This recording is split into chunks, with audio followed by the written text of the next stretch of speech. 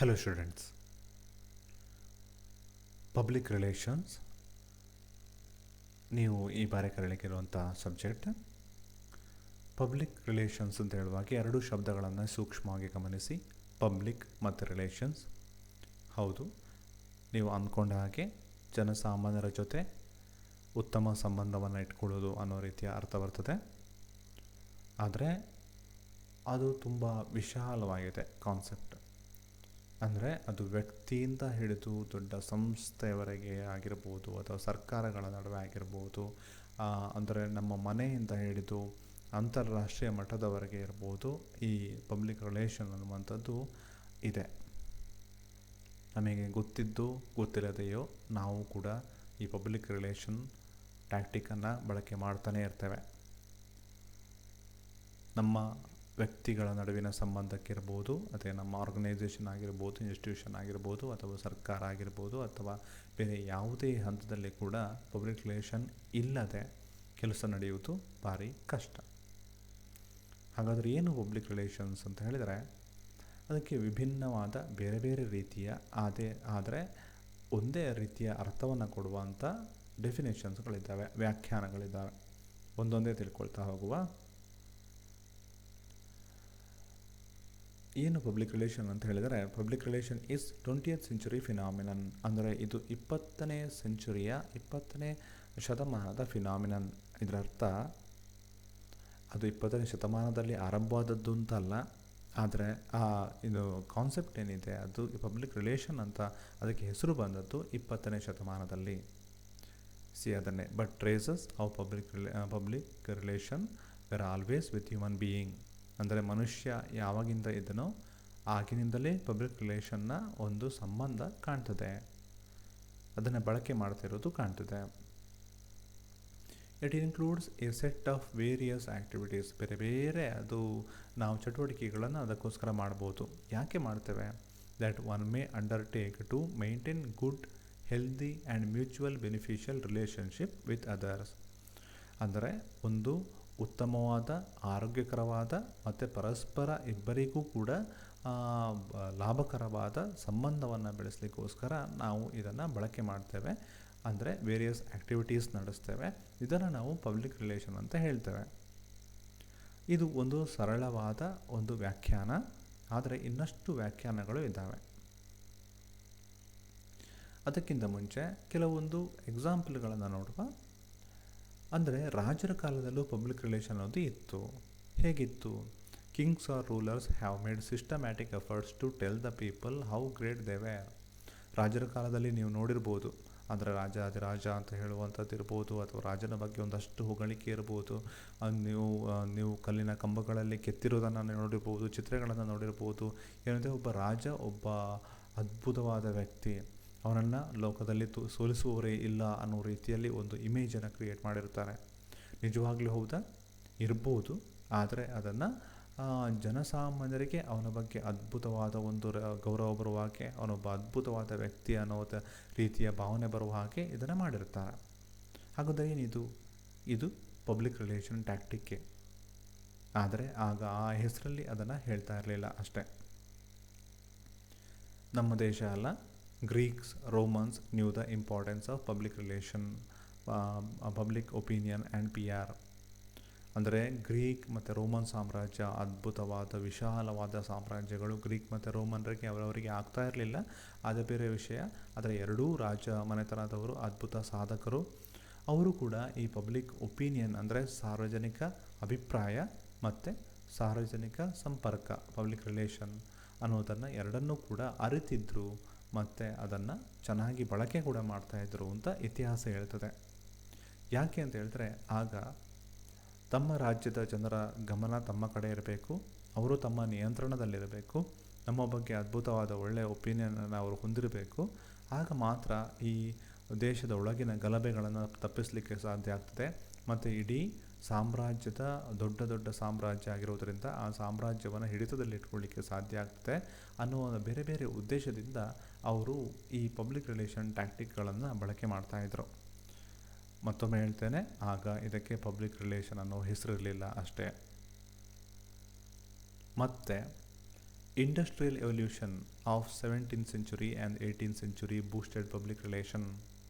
17ನೇ ಶತಮಾನ ಮತ್ತು 18ನೇ ಶತಮಾನದಲ್ಲಿ ಆದ ಕೈಗಾರಿಕಾ ಕ್ರಾಂತಿ ಏನಿದೆ ಅದು ಮತ್ತೆ ಪಬ್ಲಿಕ್ ರಿಲೇಷನ್ನಿಗೆ ಅದನ್ನು ಬೂಸ್ಟ್ ಮಾಡ್ತದೆ, ಮತ್ತಷ್ಟು ಅದಕ್ಕೆ ಒತ್ತು ನೀಡುವ ಹಾಗೆ ಮಾಡ್ತದೆ. ಯಾಕೆ ಅಂತ ಹೇಳಿದ್ರೆ ಕಾಂಪಿಟೇಷನ್ ಜಾಸ್ತಿ ಆಗ್ತದೆ, ಸ್ಪರ್ಧಿಗಳು ಜಾಸ್ತಿ ಆಗ್ತಾರೆ, ಒಂದೇ ಪ್ರಾಡಕ್ಟನ್ನು ತಯಾರಿಸುವ ಕಂಪನಿಗಳು ಎರಡೆರಡು ಕಂಪನಿಗಳು ಬೆಳೀತಾವೆ.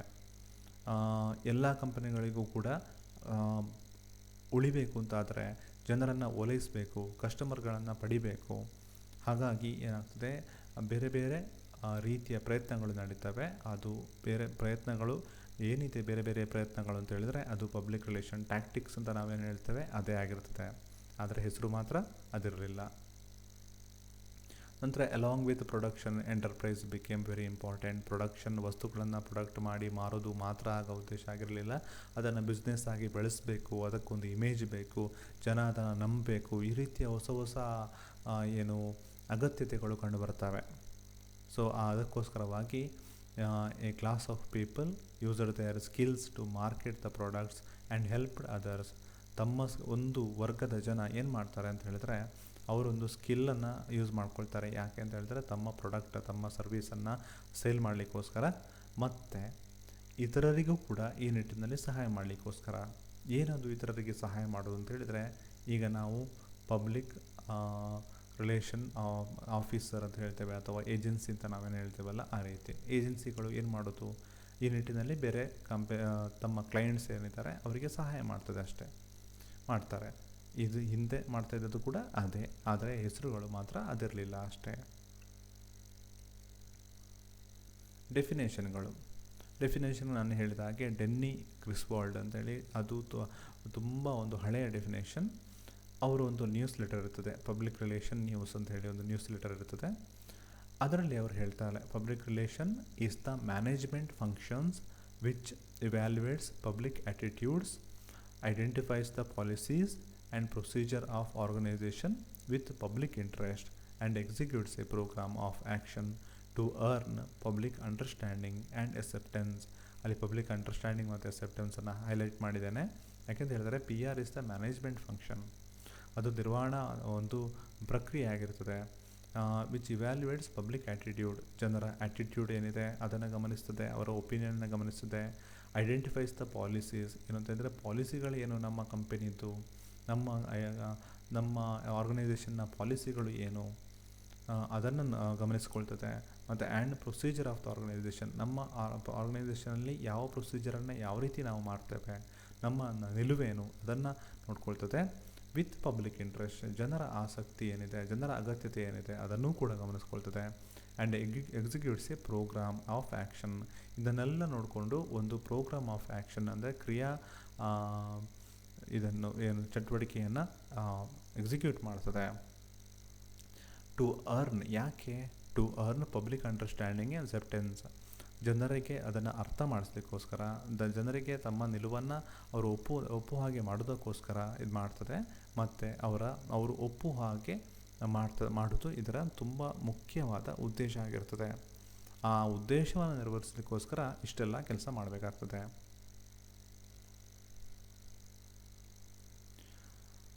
ಸ್ಕಾಟ್ ಎಮ್ ಕಟ್ಲಿಪ್ ಮತ್ತು ಅಲೆನ್ ಎಚ್ ಸೆಂಟರ್ ಅಂತೇಳಿ ಇವರಿಬ್ಬರು ಆಥರ್ಸ್, ಎಫೆಕ್ಟಿವ್ ಪಬ್ಲಿಕ್ ರಿಲೇಷನ್ ಅನ್ನೋ ಬುಕ್ಕಿನದ್ದು ಆಥರ್ಸ್ ಆಗಿದ್ದಾರೆ.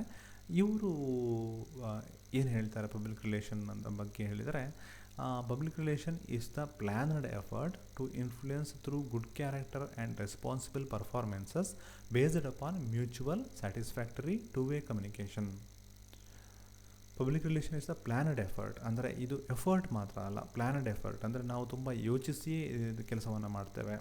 To influence through good character, ನಮ್ಮ ಒಳ್ಳೆಯ ನಡವಳಿಕೆ ಇಂದ ಇರ್ಬೋದು, ಮತ್ತು ರೆಸ್ಪಾನ್ಸಿಬಲ್ ಪರ್ಫಾರ್ಮೆನ್ಸಸ್ ಅಂದರೆ ಜವಾಬ್ದಾರಿಯುತವಾದ ನಮ್ಮ ಏನು ನಮ್ಮ ಕೆಲಸಗಳಿರ್ಬೋದು, ಅದರ ಮೂಲಕ ನಾವೇನು ಮಾಡ್ತೇವೆ ಇನ್ಫ್ಲೂಯೆನ್ಸ್ ಮಾಡಲಿಕ್ಕೆ ನೋಡ್ತೇವೆ.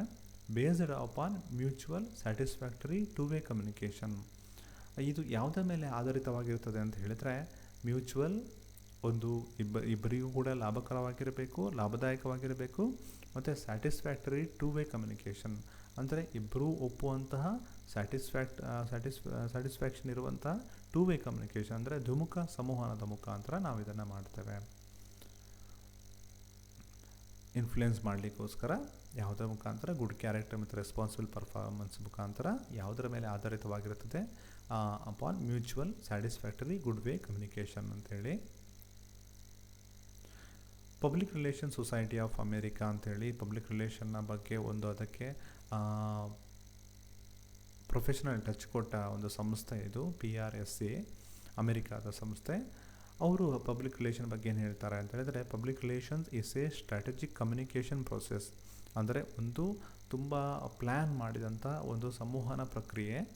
That builds mutual beneficial relationship, ಅಂದರೆ ಇಬ್ಬರಿಗೂ ಕೂಡ, ಎರಡೂ ಬದಿಯವರಿಗೂ ಕೂಡ ಒಂದು ಲಾಭದಾಯಕವಾದಂಥ ಒಂದು ಸಂಬಂಧವನ್ನು ಬೆಳೆಸಿದೆ between organisation and they are public. ಅದು ಒಂದು ಆರ್ಗನೈಸೇಷನ್ ಮತ್ತು ಪಬ್ಲಿಕ್ ಆಗಿರ್ಬೋದು, ಅಥವಾ ಒಂದು ಸರ್ಕಾರ ಮತ್ತು ಜನ ಆಗಿರ್ಬೋದು, ಏನೂ ಕೂಡ ಆಗಿರ್ಬೋದು. ಅಂತೂ ಎರಡೂ ಪಾರ್ಟಿ ಇಬ್ಬರಿಗೂ ಕೂಡ ಲಾಭದಾಯಕವಾದಂಥ ಒಂದು ರಿಲೇಷನ್ಶಿಪ್ಪನ್ನು ಬಿಲ್ಡ್ ಮಾಡಲಿಕ್ಕೆ ತುಂಬ ಪ್ಲ್ಯಾನ್ ಮಾಡಿ ನಾವು ನಡೆಸುವಂಥ ಕಮ್ಯುನಿಕೇಷನ್ ಪ್ರೊಸೆಸನ್ನು ನಾವು ಪಬ್ಲಿಕ್ ರಿಲೇಷನ್ ಅಂತ ಹೇಳ್ತೇವೆ ಅಂತ PRSA ಹೇಳ್ತದೆ. ಮತ್ತೊಂದು ಜನರಲ್ ಡೆಫಿನೇಷನನ್ನು ನೋಡೋದಾದರೆ, public relation includes a set of various activities that one may undertake to maintain a good, healthy and mutual beneficial relationship with others. Various activities that one may undertake, ಒಬ್ಬ ವ್ಯಕ್ತಿ ಅಥವಾ ಒಂದು organisation ತೆಗೆದುಕೊಳ್ಳಬಹುದಾದಂಥ ವಿವಿಧ ಬಗೆಯ activities, ಚಟುವಟಿಕೆಗಳು, to maintain a good, healthy and mutual beneficial relationship, ಒಂದು ಉತ್ತಮವಾದ, ಆರೋಗ್ಯಕರವಾದ, ಇಬ್ಬರಿಗೂ ಲಾಭದಾಯಕವಾದ ಸಂಬಂಧವನ್ನು ಬೆಳೆಸಲಿಕ್ಕೆ. ಸಂಬಂಧ ಯಾರ ಜೊತೆ ಬೆಳೆಸೋದು ಅಂತ ಹೇಳಿದರೆ, ಅದೇ ಪಬ್ಲಿಕ್ ಅಂತ ನಾವು ಹೇಳಿದ್ದೇವಲ್ಲ ಬೇರೆ ಡೆಫಿನೇಷನಲ್ಲಿ, ಇಲ್ಲಿ ಅದರ್ಸ್ ಅಂತ ಹೇಳಿದ್ದಾರೆ ಅಷ್ಟೇ. ಸೊ ಅದರ್ಸ್ ಯಾರು ಕೂಡ ಆಗಿರ್ಬೋದು, ಪಬ್ಲಿಕ್ ಆಗಿರ್ಬೋದು, ಕಸ್ಟಮರ್ ಆಗಿರ್ಬೋದು, ಯಾರು ಕೂಡ ಆಗಿರ್ಬೋದು, ಟೂ ಪಾರ್ಟೀಸ್ ಅಂತ ಅಂದ್ಕೊಳ್ವಾ, ಅಂದರೆ ಇಬ್ಬರಲ್ಲಿದ್ದಾರೆ. ಸೊ ಇಬ್ಬರು ಕೂಡ ಅವರ ಮಧ್ಯೆ ನಡುವಿನ communication, so well planned activities to impress others, ಇಬ್ಬರಿಗೂ ಕೂಡ ಲಾಭ ಆಗುವ ಹಾಗೆ, ಇಬ್ಬರಿಗೂ ಕೂಡ ಇಂಪ್ರೆಸ್ ಆಗುವ ಹಾಗೆ, ಇಬ್ಬರ ಇಮೇಜ್ ಕೂಡ ಅಲ್ಲಿ ಚೆನ್ನಾಗಿ ಮೂಡಿ ಬರುವ ಹಾಗೆ ಒಂದು ಬೆಳೆಸುವಂಥ, ಅದನ್ನು ಬೆಳೆಸಲಿಕ್ಕೋಸ್ಕರ ಮಾಡುವಂಥ ಚಟುವಟಿಕೆಗಳು ಅಂತ ನಾವು ಹೇಳ್ತೇವೆ. ಇದು ಪಬ್ಲಿಕ್ ರಿಲೇಷನ್ನ ವಿವಿಧ ಡೆಫಿನೇಷನ್ಗಳು.